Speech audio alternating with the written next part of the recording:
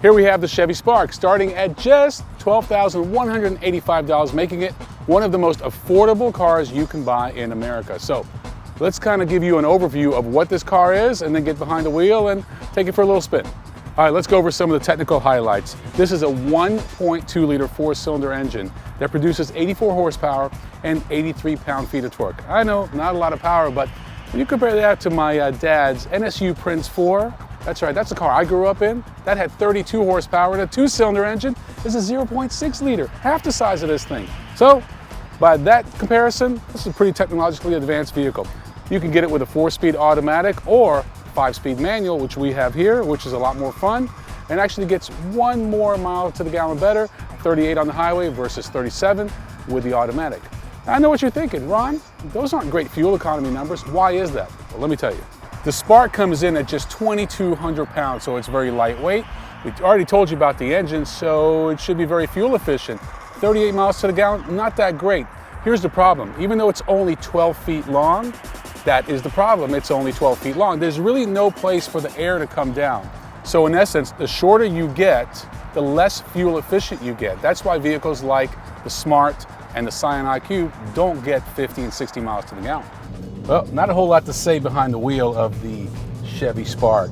It's a fun little car, but my God, this is really not a car that anyone's really going to aspire to. But you got to go around some traffic circles. Why not? It's a lot of fun. It is designed for city driving primarily. And what I mean by that is because of its diminutive size, it's designed to fit in small parking places. It's designed to be basically cheap wheels. However, it's not the most economical vehicle in the world at 38 miles to the gallon on the highway. The interior of the Spark is easily the best in the segment. I think they've done a great job. You've got a large infotainment screen. You've got these really cool gauges that were kind of modeled after motorcycle gauges. So they've done a good job. It looks great. These seats are actually made out of PVC material. Again, contributing to the whole green movement, but also making the car lighter and just being in touch with what's important to younger buyers who are the primary target for this car. Now, as far as acceleration, not that great.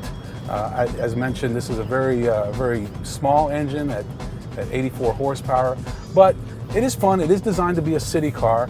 If you need to accelerate, well, you better plan ahead because it's going to take you well over 11 seconds to get to 60 miles an hour. What's surprising about the Spark is that even though it has such a low entry-level price point, it still comes with standard electronic power steering. It also has 10 airbags and standard traction control. Those are great features that you would never expect to find in a $13,000 car. After spending a full week with the Spark, I can honestly tell you I would definitely buy it over anything else in this segment. Better than a Smart, better than the IQ, and certainly better than the Fiat 500. And it's not that bad to drive. Of course, if I was really going to spend $13,000, I'd buy something used.